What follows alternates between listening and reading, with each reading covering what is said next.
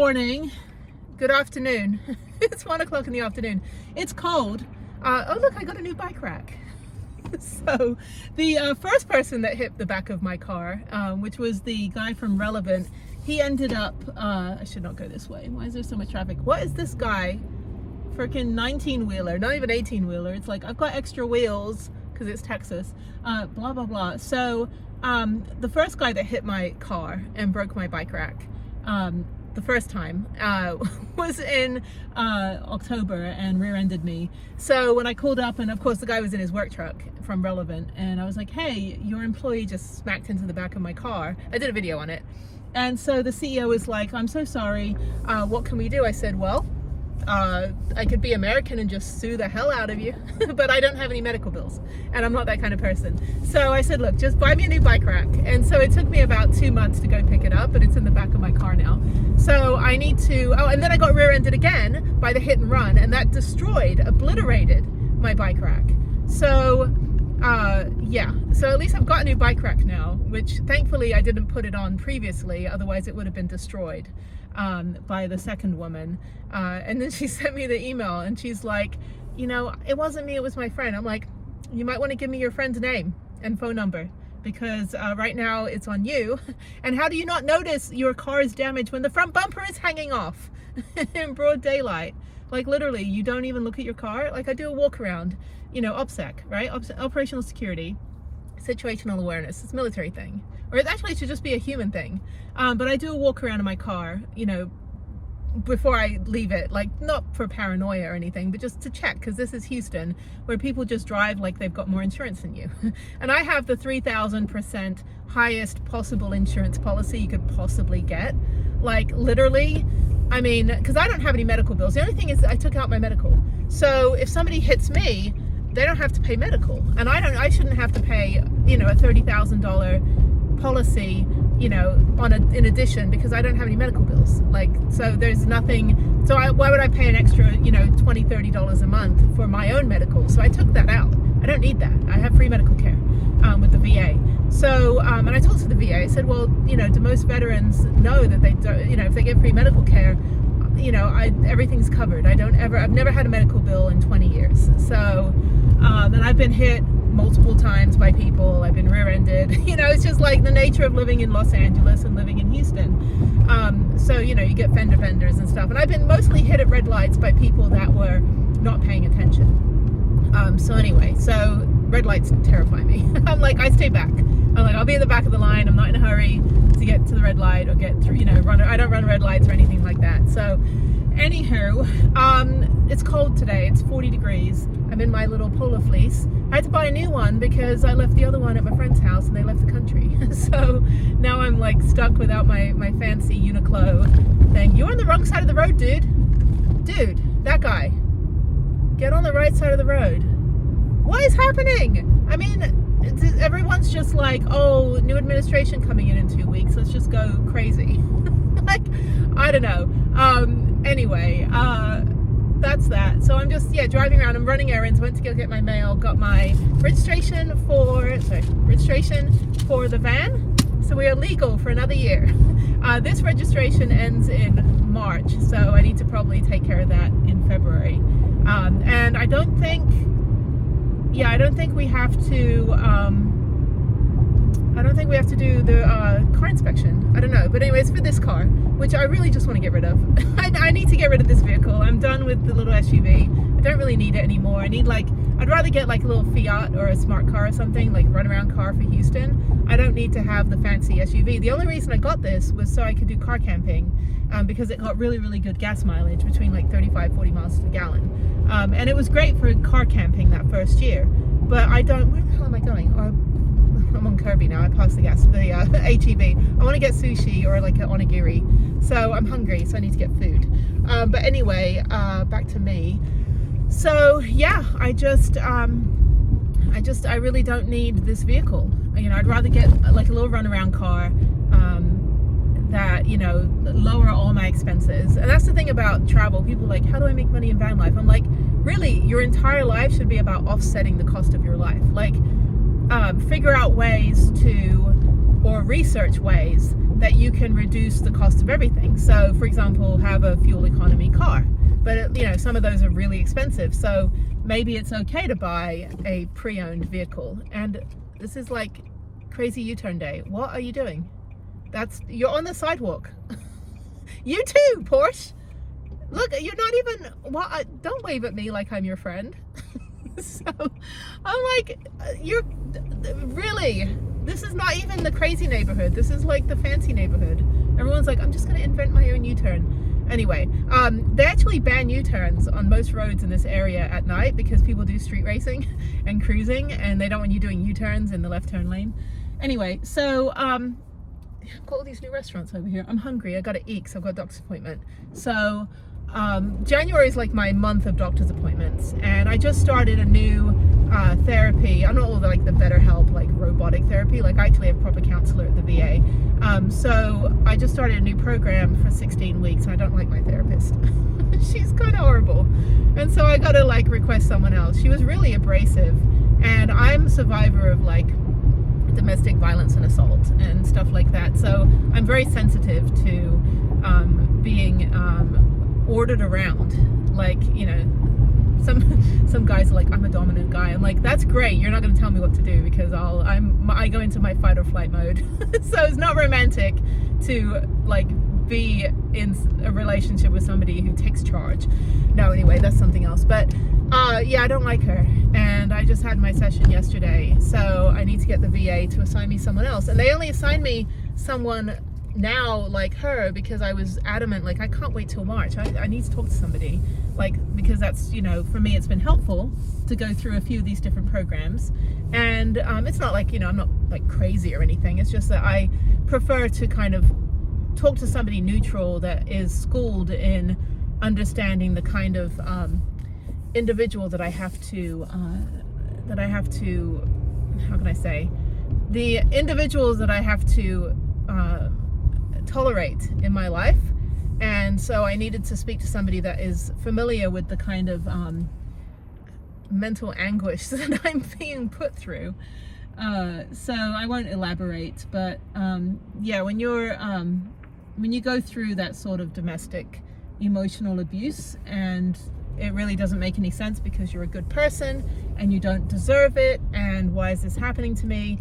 It's always good to kind of talk to somebody, you know, about it. So go people. It's always good. I don't know what's going on today. It's not even a holiday. Why are people crazy? But anyway, all the crazy people are here. No, I just, for myself, just for, you know, I've only been doing this the last couple years. That's when all the bad stuff was really happening, was like 5 years ago. So it's been helpful, but I don't like this woman, and she's not nice. I had to tell her a few times. She goes, I'm gonna stop you right here. And I'm like, I know I talk a lot, but don't shut me down when I'm trying to like breathe. That's the only reason I want to talk to somebody, is so I can breathe. But you don't ever shut down somebody that is calling out for help or needing to vent or needing to talk. You listen. You don't judge, you listen, and you don't dictate. Like, you don't design their healing. You know, how can you design their healing on day one? That doesn't make any sense. So it was a bit irritating. So anyway, but there's, you know, everybody has different levels of ways that they can get through the day and heal. So for me, it's exercise. Like I ran at the gym this morning. Sorry, my hair's a mess. I ran at the gym this morning.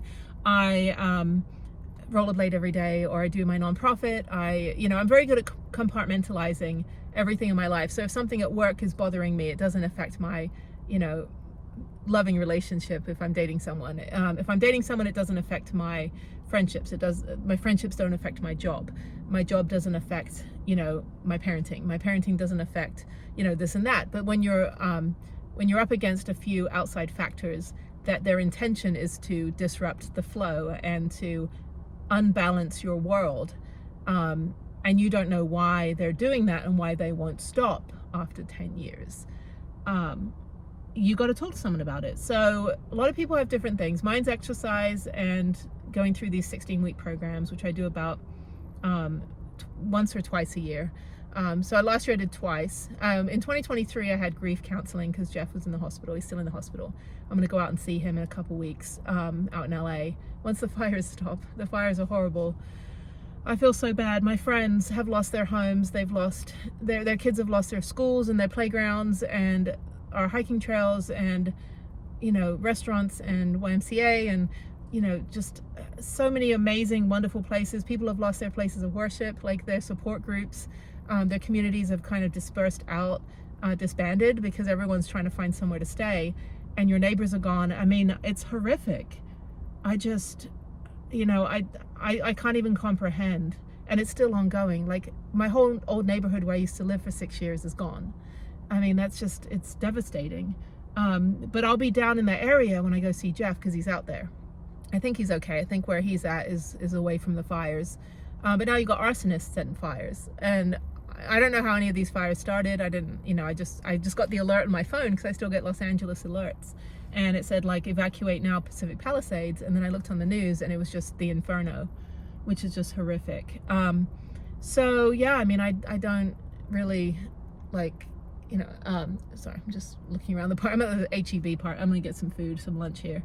But anyway, so yeah, I mean, everyone has their different healing. Some people like the robot therapists on like BetterHelp or the meditation on Headspace. But this woman yesterday, she was like, I'm gonna stop you right here and we're gonna meditate. I'm like, lady, I don't need to meditate. I go hiking and I sit on a rock. Like, I taught yoga for 15 years. I'm fully aware of how to regulate my breathing. That's not what I need. I need to talk to somebody about like what I'm dealing with in the world and how to make sense of it and how to appropriately react to that, you know, like torment that is continuing, that will never stop, even though I've asked for it to stop. Like I asked nicely, can you please stop? So yeah, until there's like other outside authority intervention, I'm going to be stuck in this situation. So that's what I've been trying to deal with outside of this channel. But anyway, so yeah, it's horrible, and they know that the people doing this, well, one particular person knows that they think they have the power because they've not been forced to stop by the authorities, and they take their sweet time. So I'm just waiting. I'm in this waiting game, but in the meantime, I'm not going to let it, you know, destroy me. That's the last thing I'm going to let it do. I mean, I still get up and exercise and take care of myself and be a good person and run my nonprofit and, you know, save puppies from burning buildings and get cats out of trees. You know, I still do all that stuff. I still volunteer and help out where I can, and, you know, feed the homeless and all this stuff. That's what I do, and that will never change. But I just need to be able to talk to somebody that isn't going to be like hand in the face, like, you need to stop and let's go meditate. I'm like, no, that's not why I need someone from the VA. So, but they're really good. I mean, there are people that have severe mental illness. They have bipolar and they have schizophrenia and they've got depression. For me, I'm just on the receiving end of abuse, and it's not something that I really talk about, but I really don't want to deal with it anymore. I've been dealing with it for a decade, and it needs to stop. It needs to stop. I'm not even in a relationship with this person, and it needs to stop. Yeah, so I just have to be mindful of, you know, how I feel every day. And if I start to feel like, okay, I'm really kind of reacting defensively to this thing that's happening, I need to stop myself and be like, okay, how can I appropriately and in a healthy way react to this? Either I just ignore it, or I come up with a witty response, 'cause I'm pretty witty, or I have to go through a third party and, you know, authoritative. So it's just, but it's such a waste of time, to be honest. There's so many more productive things that all of us could be doing other than causing grief for somebody else. I mean, it's just, people get off on it though. Like, what thrill do you get out of tormenting somebody that doesn't want to be with you? And what thrill do you get? What's the end game of that? You're certainly not going to win the person back. That's a definite no. But then at the same time, it affects everybody. It affects my kid. It affects, you know, my friend's friends. It affects mutual friends. You know, I've lost a lot of really great people that just, you know, they've been on the receiving end of it too. They don't want to deal with it. But what is the end game of it? What is the thrill I want to know if, I have a pretty good, audience on here, and the demographics, a lot of older men. No, just kidding. Yeah, it's like it's the 54 to 65 demographic. No, but like, I just don't understand why people just get off on causing grief. Like, do they just sit at their computer all day going, okay, what's the grief I'm going to cause today? Like, can't you go bake a cake or go for a run? Like, isn't there something else you could do with that hour instead of like sitting there seething and thinking about how I'm going to craft an email to send to this person and cause them the worst pain on the planet? Like, and I know that's, because I know everything about the situation, I know that this isn't because of me. There's some things I do, like, it's I burn food, like, I'll take the blame for that. But for this particular one, all I did was leave. And all I did was leave 10 years ago. And I would like it to all stop. And I would like us to have peace, love, and happiness, and harmony, and, go hug trees and smell the flowers. I want the good in the world. I don't need to be dealing with this anymore. And that's why I started my nonprofit, because I work with a lot of people that are still on the receiving end. I have a lot of stay-at-home mom friends in town that can, they can't leave their situation because they never worked, and they don't have the money to get a lawyer, and they don't want to lose the kids or have to do split custody, and maybe they've got 2 hours, so I'll take them out and go hiking. Or the people that I've worked with in the nonprofit that are domestic violence survivors, trauma survivors, they want to transfer their negative emotion that they feel, the one that consumes them, that closes their chest up, that makes it impossible to breathe in the morning, that makes it impossible for them to digest food and eat, and hurts their muscles and increases their lactic acid. They want to do something that basically enables them to transfer that energy into a positive experience. And I'm like, great, let's go into rock climbing. Let's go for a hike. Let's go mountain biking. Let's learn something we've never done before. Let's go whitewater rafting or paddleboarding, or let's just go for a walk, or maybe we'll take a cooking class, or we'll do something. And that's what I've done for the last 4 years. And I don't put any of that on the channel. That's private, for privacy of these people that I volunteer with and I work with and that I'm helping. That's our private time. That's not something that needs to be advertised, or public, because a lot of them are in situations that they are still dealing with the outside forces that won't leave them alone. Like, find another hobby, please leave me alone, find a new hobby. But yeah, but it's been really good. And a lot of, especially with the veterans I work with, the combat veterans that don't have a self-preservation instinct because they have intrusive thoughts, and they have, they've been through the worst of the worst. They've been through war, and they've been through, the worst of combat, and then they're back in a civilian life that doesn't understand them, in a place where they feel more foreign than they did in the foreign country that they were sent to. They were sent to fight in, and they come back, and the civilian world is more foreign than those countries. And so how do we increase the self-preservation aspect? How do we enable them to feel like their life is worth living, or they have a sense of purpose? And in order to do that, you have to provide experiences and activities, and create a sense of community of like-minded people, or people that are going through the same thing, where nobody ever has to talk about their trauma. I don't know about any of anyone's trauma. I don't ask questions. I don't know what their disabilities are. All I know is what their accommodation is. What is it that you need for me to do in order for you to have this experience in a safe, adequate, and strong way? And so you can kind of infer what they're like. If someone has like, we go rock climbing, and somebody is real sensitive about having someone put a harness on them, okay, they probably have some sort of sexual trauma. But I'm never going to ask them. If they offer it up, that's fine. Oftentimes, by the time we all get to know each other, we kind of share some things, like over coffee or lunch. But for the most part, you can kind of infer if somebody needs accommodation for a disability, like they can't lift something, or they're paralyzed or in a wheelchair. Obviously, that's a visual thing. You can say, okay, yeah, like that person obviously has no use of their legs, so therefore we need to give them an adaptive bike. But yeah, that's like, for me, it's like nobody can tell that I have disability, but I can't use my hands. This hand, right hand, is very limited sensation, so it's hard for me to like I burn my hands a lot because I don't realize that I'm touching something hot, and I have to be really careful. And I've broken this hand multiple times and didn't even know it was broken until it's like turning multiple colors. And then this hand, I had hand surgery. They basically cut out my tendon, so I can move it, but I don't have the ability. I don't have the dexterity to like open pasta jars or do intricate wiring or hold anything for a long period of time. So I have to like hook my arm through the bags and things like that. But nobody can tell that I have also the spine, the neck, and the spine disability, or that I wake up some days and it takes me 3 hours to get out of bed because I have chronic pain and I'm stiff as a board. But the more I move around, the better I am. The more I go to my chiropractor and get the consistency of treatment, it's great. But not everybody has access to that.